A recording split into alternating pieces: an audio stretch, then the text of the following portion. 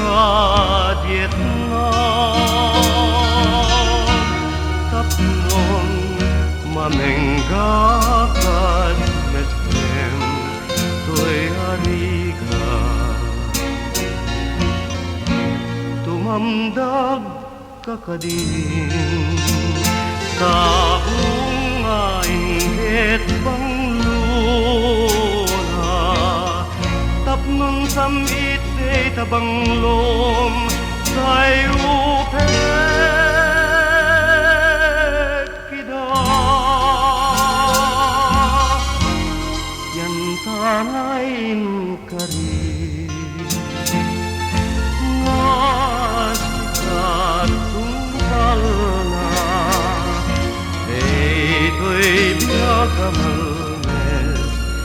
isang sangit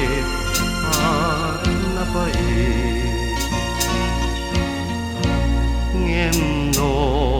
awan lat kaasin jak manglindu an anus waklaeng tangay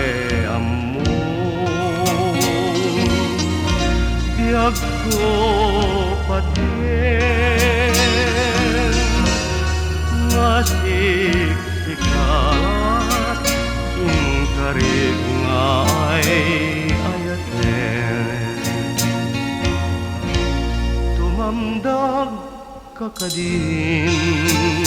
sa bunga inggit bangluna tapnon samit tabanglom sayupet kida yan tangay inkari nasikat tupal na ito'y biyag na malmes itisang sangit ana